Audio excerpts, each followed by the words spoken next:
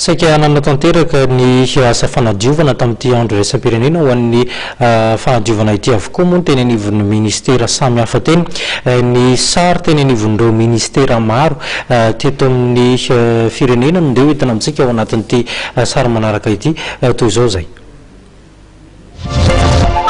Zava-dehibe ny fisorohana ny pesta izay misy fiantraikany eo amin'ny sehatra ara-toe-karena sy sosialy. Nandray anjara mavitrika tamin'ny fanadiovana ny manodidina araka izany teo anivon'ny ministeran'ny varotra sy ny fandifana. Ny fahadiovana dia tsy mila voly io fa ianao dia efa afaka manadio na ny eo amin'ny tokotany izay misy ianao na ny amin'ny manodidina anao mandray anjara ianao amin'izay zavatra izay. Fantatsika fa ny fahadiovana dia antoky ny fahasalamana. Miainga amin'izay ny fahasalamantsika tsirairay.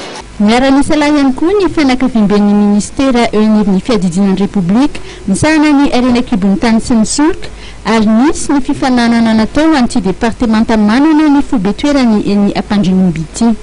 Tonga doly ny mpiara-miasa ary tena mavilika ary sorana dia tsy mbola vitan'izay fa misy fifaninanana kely aza ato amintsika ministera ato fanadiovana moa ny zavatra asa andavanandro hitako hoe fanombohana fotsiny androany fa fampirisihana ny mpiara-miasa rehetra dia hanao salamizao foana isanandro. Ny teo anivon'ny ministeran'ny asa vaventy dia miroso ihany koa tamin'izay asa fanadiovana izay. Ny tanjona moa dia misy ny fidiovana sy ny fahasalamana ny mpiara-miasa rehetrarehetra. Nanadio ny toeram-piasana eo Antanimena sy ny manodidina ihany koa ny fianakaviam-ben'ny sekretera-panjakana eo anivon'ny rarambahiny miadidi ny fiaraha-miasa sy ny fampandrosolo. Fanairana ihany no nataon'ny fitondram-panjakana raha nambaran'ny sekretera-panjakana. Izy ity moa izany dia hoe fanairana fotsiny no nataon'ny fanjakana fa ny fanadiovana anie tsy vitany indray andro.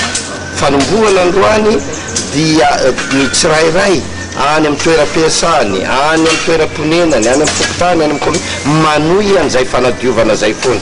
Nanao firaisan-kina sy ny toetsaina tsy fahadiovana izay ihany koa ny fianakaviam-ben'ny meteo malagasy, mikatona ny orinasa samihafa, ny banky, ny jirama ary ny fandrimbona tamin'ny asa fanadiovana izay avokoa ny fikambanana sy sapondraraha samihafa.